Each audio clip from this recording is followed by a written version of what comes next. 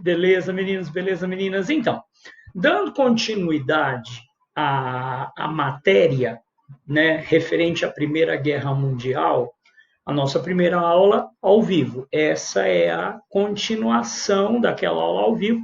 Então, assim, eu estou né, eu montei aqui estou tentando montar um cronograma para que a gente consiga encaixar, né? Encaixar a primeira com a segunda aula. E eu espero que dê certo. Então, assim, com o início da Primeira Guerra Mundial, os alemães irão pôr em prática aquilo que se tornou muito famoso, aquilo que é denominado Plano Schlieffen. Schlieffen, né? Os alemães pretendiam destruir a capacidade combativa da França antes que o exército russo conseguisse se mobilizar, e dessa forma você evitaria uma guerra em duas frentes. Tá? Então, para a Alemanha, era fundamental, na cabeça dos comandantes alemães, pôr a França de joelhos antes que a Rússia estivesse pronta para lutar. E esse plano era favorecido pelo fato de que o exército russo, tinha uma morosidade terrível em termos de organização, devido a falhas crônicas de comunicação, problemas estruturais terríveis no que diz respeito a transportes. Olha, a Rússia estava muito mal preparada para a guerra, né? A preparação russa para a guerra era, assim, temerária. Como disse um comandante russo, a única coisa que os russos tinham para contrapor ao aço alemão era o peito de seus soldados. Tá? Bem... Isso não é nenhum eufemismo, isso é bem claro, é bem literal. Né? Os soldados russos não tinham nem equipamento, nem preparação. Você tinha apenas um pequeno núcleo do exército russo razoavelmente preparado. Então, a ideia do plano Schlieffen era uma ideia bastante razoável, né? Na medida em que o exército alemão teria... Vejam bem, os alemães se preparavam em 7 dias, o exército alemão estava pronto para a guerra em 7 dias, o exército russo em 30 dias. Então, os alemães teriam aí cerca de 23 dias para tirar a França da guerra, considerando o passeio que tinha sido a guerra franco-prussiana de 1870, considerando assim a facilidade com que a Alemanha tinha vencido a guerra franco-prussiana, isso também não era nenhuma visão sem noção. Tá? Então, eu não sei se eu já falei sobre isso para vocês antes, mas falo agora. O plano tem esse nome por conta do general que idealizou, o Schlieffen, né? O von Schlieffen. E aqui nós temos um mapa, belíssimo mapa, que deve ser... Olha, gente, esse mapa, eu não faço a menor ideia. Ele deve ser um mapa tailandês, tá? Isso deve ser tailandês. Olha isso aqui, tá? Então, beleza, pelo menos os números estão aqui. Mas aqui, Alemanha, DUK, né? Deve ser Deutschland, e aqui FAP. França, né? Bélgica, a Bélgica dá para entender, né? Beleza. Então, pessoal, isso aqui, ó, os alemães sabiam que os franceses estavam completamente obcecados por retomar as regiões da Alsácia-Lorena. Então, a proposta do Schlieffen foi expor intencionalmente os territórios sul da Alemanha a um avanço francês, deixar o sul da Alemanha fragilizado propositalmente, e, por outro lado, invadir a França passando pela Bélgica neutra.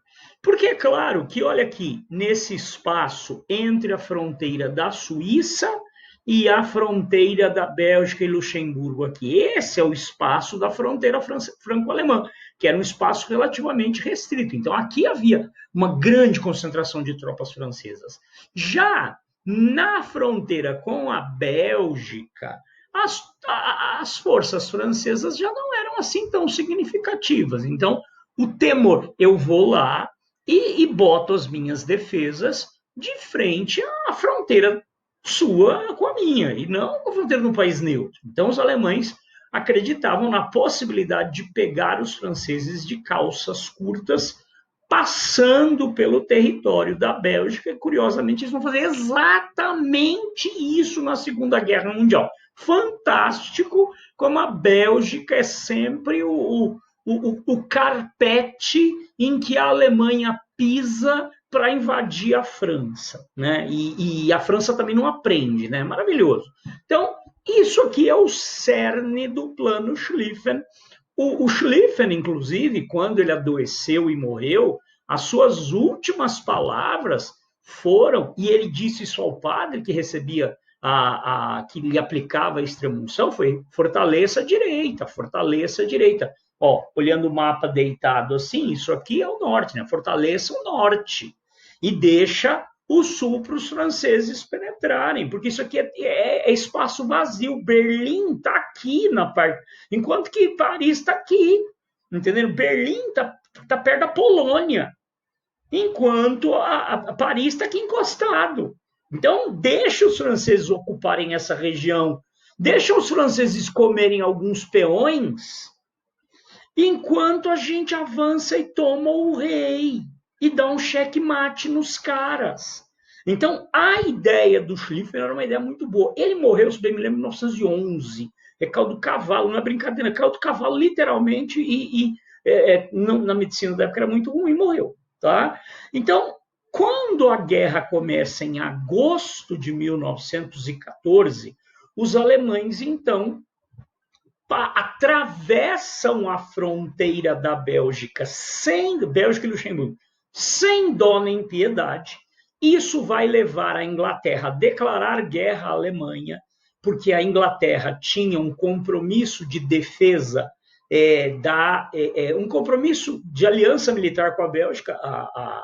A Inglaterra havia declarado que qualquer agressão à Bélgica levaria ela a entrar na guerra. Os alemães cruzam a fronteira da Bélgica, a Inglaterra entra no conflito, porém, os alemães sabiam que a Inglaterra era fundamentalmente uma potência naval, né? Que o exército inglês não era assim tão significativo, e realmente a Inglaterra levou mais de um ano para ter ali um exército significativo capaz de realizar grandes operações. A força da Inglaterra estava na sua marinha, né? Então, beleza, os alemães calcularam que, pelo menos nesse primeiro momento decisivo, os ingleses não estariam em condições de interferir na realização do plano Schlieffen, né?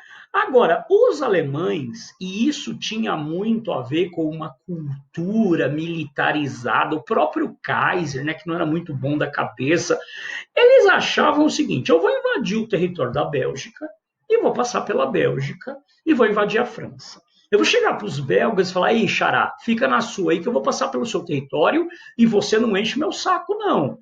Os alemães acreditaram, e sinceramente acreditaram, que os belgas iriam se ajoelhar diante da superioridade alemã quando da invasão do seu território. E não foi isso que aconteceu. Muito pelo contrário, os belgas resistiram ferozmente à invasão alemã. É óbvio que a desproporção de forças era muito significativa, a desproporção de forças era muito grande.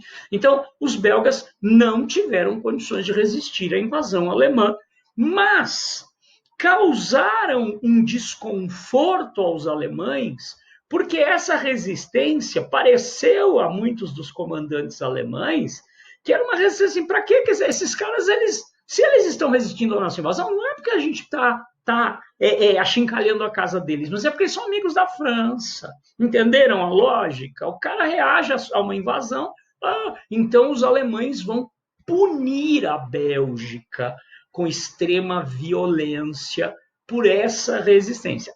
Deixa eu explicar uma coisa para vocês. Os belgas possuíam algumas fortalezas aqui em sua fronteira. Essas fortalezas, os belgas acreditavam que poderiam resistir a um assédio alemão por meses. Essas fortalezas eram muito bem construídas, então eles acreditam capazes de resistir a um cerco de meses, tá? Então aqui você tinha fortalezas importantes diante da fronteira alemã. O que os belgas não sabiam, e aí, na construção dessas fortalezas, trabalharam engenheiros alemães. Então, os alemães sabiam, na realidade, perfeitamente como eram essas fortalezas. Havia uma região chamada Liège e uma região chamada Namur. Então, você tinha grandes fortalezas em Liège e Namur. Essas fortalezas, elas controlavam as estradas, os canhões dessas fortalezas poderiam impedir o trânsito dos exércitos alemães, dos suprimentos alemães. Então era fundamental para que os alemães cumprissem seu cronograma que eles fossem capazes de conquistar essas fortalezas e tendo em mente como essas fortalezas tinham sido construídas, os alemães eles vão investir nessas belezinhas. Esse é um canhão, o diâmetro de boca dele é 42 polegadas, tá, pessoal? Ele tem um diâmetro de... Desculpa, gente, imagina. Ele tem um diâmetro de boca de 42 centímetros, tá? Ele tem um diâmetro de boca de 42 centímetros, são mais ou menos 18 polegadas. Ele disparava... Esse é o Bertha, tá? É o Big Bertha, tá? Ele foi construído pela acearia Krupp, né, a fábrica Krupp, e Bertha era a esposa do dono, né, do Krupp, do Ferdinand Krupp. Então, os trabalhadores homenagearam a esposa do Krupp, dando ao canhão o nome da esposa dele, né? Homenagearam. Eu não sei bem se é uma homenagem daquelas, mas foi isso aí mesmo, né? Os canhões Krupp, né, eram os mais famosos do mundo. Esse é o Big Bertha. Ele foi construído especificamente, notem, ele atirava para cima. A trajetória, né, é uma trajetória em um arco, formando um ângulo bem agudo, né? Então o projétil caía em alta velocidade. O projétil era revestido de aço e concreto, esse projeto pesando mais de 2 toneladas. O projeto pesava mais de 2 toneladas e era inteiramente recoberto de aço e concreto, ficando a parte explosiva no meio do projétil e um dispositivo de tempo. No momento em que o projétil batia no concreto, havia um retardo de pouquinho, coisa de meio segundo, tá? Mas era o tempo suficiente para o projétil penetrar no concreto e explodir lá no meio, tá? Então batia, atravessava o concreto, no que ele se aninhava ali, no meio do concreto, ele explodia, causando um terremoto que levava ao desabamento do teto dos fortes na cabeça de seus defensores. Para isso aqui, os fortes belgas eram completamente inadequados, tá? Os fortes, o forte de Copacabana, aqui no Rio de Janeiro, segue um modelo similar. A ideia, se vocês forem ao forte de Copacabana, é que ele está voltado para o mar, né? Mas os fortes belgas estavam voltados na direção da Alemanha. A ideia era mais ou menos aquela, né? Só que aí, de repente, cai uma caminhonete do céu, né? Um projeto do tamanho de uma caminhonete, um projeto parece uma Kombi, né? E arrasa tudo. Os alemães conseguiram romper as fortalezas belgas e penetraram no território belga, e do território belga penetraram na frente francesa. Os alemães conseguiram, portanto, atingir seu objetivo, pelo menos no primeiro momento, que é romper a resistência belga, apesar do atraso, e avançar para dentro da França. Os alemães, no entanto, cometeram uma série de erros. Os comandantes alemães perderam a calma quando os franceses começaram a penetrar no sul da Alemanha. Eles desrespeitaram o projeto original do von Schlieffen, né? Os franceses avançando. Quanto mais os franceses avançassem para dentro da Alemanha, mais longe de Paris eles estariam quando percebessem qual era a manobra alemã, né? Então, se eles estivessem aqui, imagina o tempo, porque esses soldados se locomoviam basicamente a pé. Os alemães estavam treinados para marchar 40 quilômetros por dia, 40 quilômetros por dia, carregando 25 quilos de equipamento nas costas. Então, os franceses estariam aqui. Veja o tanto que os exércitos franceses comeram vários peões do xadrez alemão, mas em compensação, os alemães estariam aqui de cara para o rei do xadrez francês. Então, os comandantes alemães perderam a calma e contra-atacaram as forças francesas, empurrando os franceses. Não, os próprios alemães cometeram o erro de não deixar os franceses penetrar tanto quanto Schlieffen havia defendido. Isso será fatal posteriormente. Outro aspecto, então, de novo aqui, o maravilhoso Big Bertha, né, de 42 centímetros de diâmetro de boca, 420 milímetros, né? Mas tem um outro detalhe, pessoal, que vai marcar muito os alemães, é a violência praticada contra a gente indefesa. Normalmente, isso a gente associa com a Segunda Guerra Mundial. Normalmente, nós pensamos nisso em relação à Segunda Guerra Mundial, soldados nazistas e tudo mais. Pessoal, na medida em que os belgas resistiram à ocupação francesa, os soldados alemães acabaram sendo instigados por seus comandantes a se vingar em civis franceses. Tipo, soldados alemães estavam marchando na direção de uma vila e do alto da torre da igreja, um atirador de elite, um atirador disparava contra as tropas alemãs e matava lá um ou outro soldado alemão. Quando os alemães ocupavam a vila, eles reuniam toda a população da vila e fuzilavam 10 homens adultos para cada soldado alemão que morreu. Gente, alguém derrubou alguma coisa bem grande, espero que não tenha ouvido barulho. Tá? Então, eles acabavam fuzilando 10 homens adultos para cada soldado alemão que fosse abatido por um franco atirador. Tá? Isso aqui me parece que é uma pintura que está em prelúcio. Não me parece ser uma fotografia, até porque os alemães não permitiriam a fotografia de uma atrocidade como essa, mas aqui vejam que até o padre da vila foi colocado nas paredes da igreja, junto ao paredão da igreja, para ser fuzilado. Então, os alemães eles cometeram atrocidades muito significativas, puseram fogo em patrimônio histórico mundial, destruíram uma série de construções que datavam da Idade Média, tocaram fogo numa biblioteca, eu não me lembro em que cidade, eu não sei, acho que foi na Antuérpia que eles tacaram fogo numa biblioteca que tinha um patrimônio histórico medieval fantástico. Então, os alemães sujaram seu nome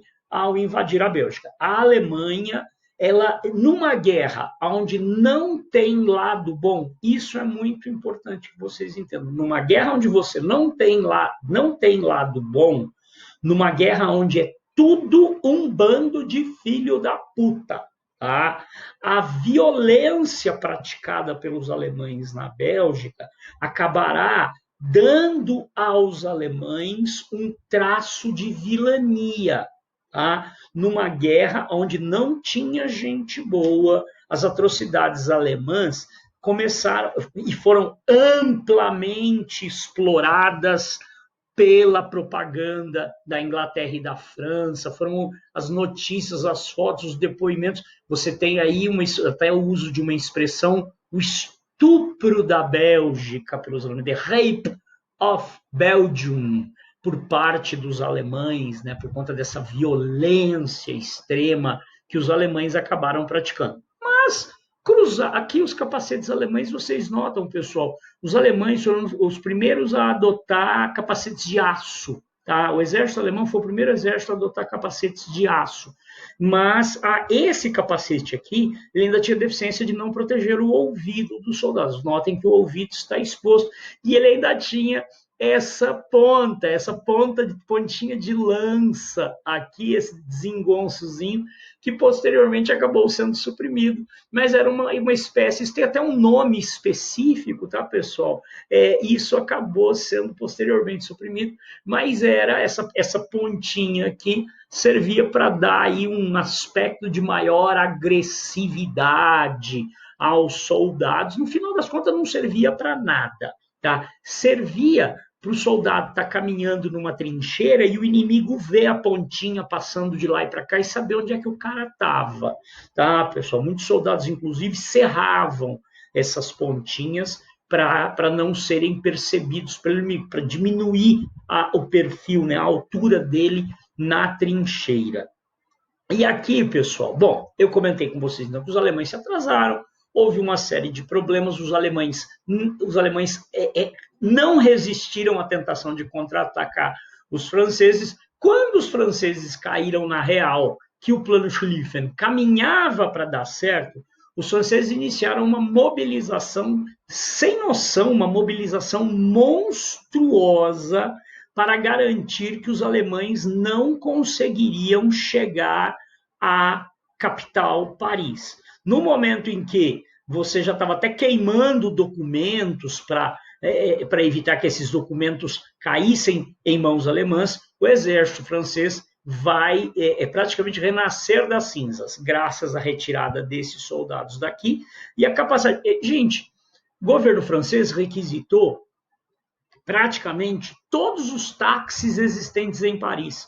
Mais de 2.000 táxis que já rodavam pela cidade de Paris foram requisitados para levar os soldados franceses aqui, para esse rio, chama Rio Marne, onde os franceses conseguiram deter os alemães e empurrar os alemães um pouco para trás.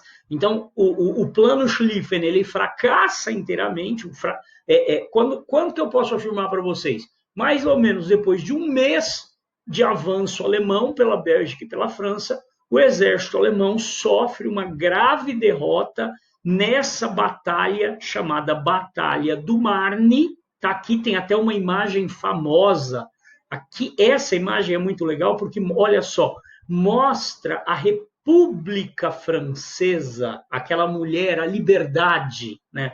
A liberdade guiando os soldados franceses para derrotar os alemães e pôr os alemães para correr na Batalha do Marne. Notem aqui os capacetes com pontinha e os soldados alemães sendo banidos.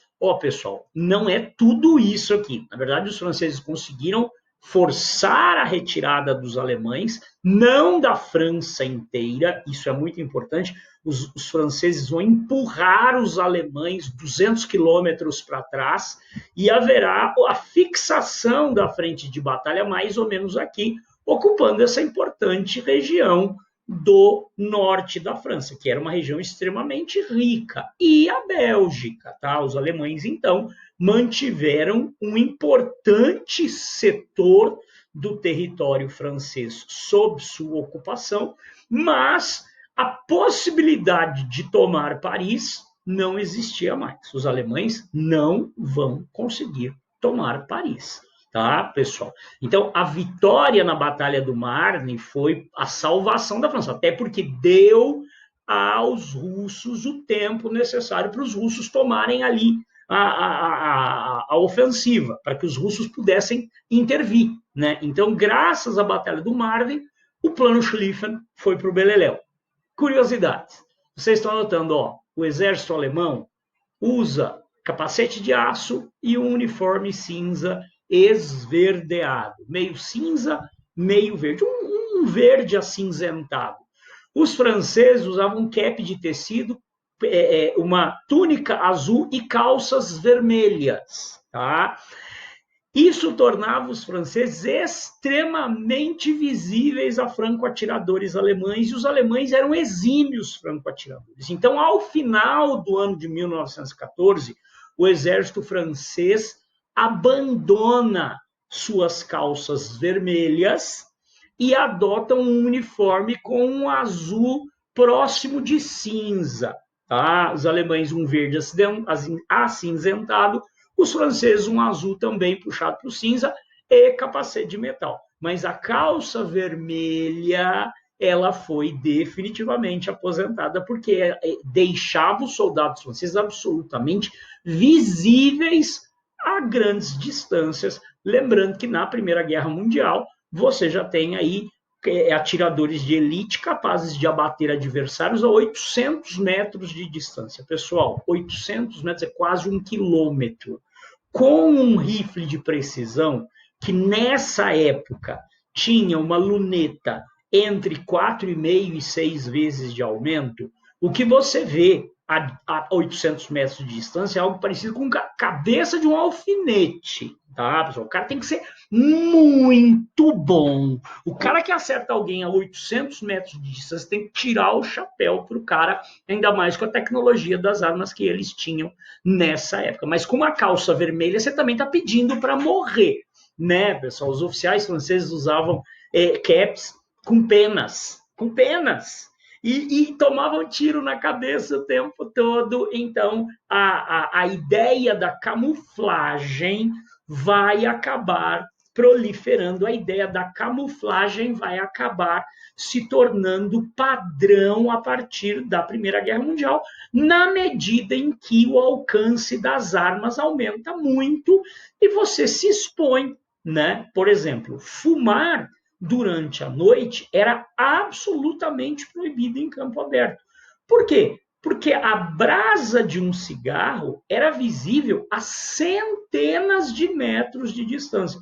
Num breu total de uma noite sem lua, a brasa do cigarro era um chamariz para atiradores de elite. Tá? Então, aqui é uma imagem muito interessante. Esses uniformes aqui vão desaparecer em 1915. Como eu disse para vocês, os russos eles vão tratar de se organizar para auxiliar os franceses. O czar Nicolau II, o Nicolau II, coitado, ele não era um homem muito inteligente. A gente vai falar mais a respeito de Nicolau II quando formos falar da Revolução Russa, mas Nicolau II era burrão. O bichinho burro que era o tal do Nicolau II. Nicolau II ele não era muito inteligente, mas ele tinha uma noção de honra assim muito rígida. Então, quando a França pede socorro aos russos, os russos vão atacar os alemães, mesmo sem estarem perfeitamente preparados, o que levará os russos a uma derrota terrível na chamada Batalha de Tannenberg. Então, enquanto os alemães sofriam uma dura derrota para os franceses na frente ocidental, os russos levavam o troco, os russos sofriam uma derrota terrível para os alemães. São duas batalhas seguidas, Tannenberg, a mais famosa, e Lagos da Masúria, Lagos Masurianos, onde o exército russo vai perder toda, sabe aquela parte do exército russo que estava bem preparada? Foi toda dizimada. E aqui vocês observam os prisioneiros, né? Cerca de 300 mil soldados russos acabaram caindo prisioneiros do exército alemão nessa tentativa desesperada dos russos em ajudar os franceses, forçando os alemães a lutarem em duas frentes. Tá? Então a Rússia, o czar irá pagar com a melhor parte de seu exército, e isso terá posteriormente consequências terríveis, tá, pessoal? Aqui o capacetinho, né? Eu acho esse capacetinho, mas imagina você esquecer onde ele está e sentar em cima. Puta que pariu. Aqui um soldado alemão com um fuzil russo, esse é um fuzil russo Mosin Nagant, um 7,62, esse é fácil de reconhecer por conta dessa protuberância, que isso não é um fuzil Mauser. Tá? O fuzil Mauser tinha a alavanca para baixo e não tinha essa protuberância. Isso se deve ao tipo de cartucho usado pelo exército imperial russo. Isso também foi usado na Segunda Guerra Mundial, mas eles eram mais curtos. Tá? Mas isso é um fuzil russo capturado.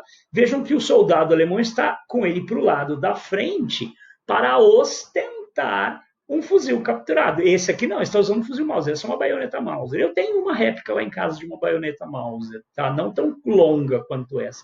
Mas vocês notam também os soldados russos com aqueles chapéus tradicionais que são chamados Uchanka, né? As Uchanka, eu tenho uma Uchanka, eu acho que vocês já me viram de Uchanka, né? Eu já dei videoaula usando a minha Uchanka quando estava mais frio, né? Essas aqui são Uchankas russas. A derrota russa na Batalha de Tannenberg, gente, foi tão bruta, tão violenta, foi tão catastrófica que o comandante russo, o general Samsonov, cometeu suicídio. O general Samsonov não suportou o peso da derrota maciça, o seu exército foi aniquilado, pouquíssimos soldados escaparam da morte ou dos campos de prisioneiros alemães, e o general russo Samsonov, que comandava o exército, não suportou o baque e cometeu o suicídio. Então, termina o ano de 1914, eles quase não lutavam no inverno, tá, pessoal? Era muito difícil lutarem no inverno. Termina, então, quando começava o inverno, os soldados, eles tinham tempo, né, para se proteger, porque o frio, não, eles quase não lutavam no frio. Tá? Então, quando vem o inverno de 1914 para 1915, a guerra praticamente vai parar e os dois lados terão tempo de se preparar para 1915, tá? Para quando você chegar na primavera de 1915. Na próxima aula, me lembre de falar da trégua de Natal. Tá? Na próxima aula, me lembrem de falar da trégua de Natal, que é um assunto que já caiu aí em algumas provas, tá, pessoal? Gente, ó, um beijo para vocês, espero que essa aula não tenha ficado muito longa, espero que vocês estejam gostando desse assunto do qual eu amo, né, porque vocês sabem que toda a minha especialização é na área de história militar, então eu sei reconhecer um fuzil Mosin Nagant quando eu vejo um, tá, pessoal? Gente, ó, amo vocês, muitos beijos, muitos abraços a todos, tenham uma excelente semana e até segunda-feira da semana que vem, pessoal. Tchau, tchau.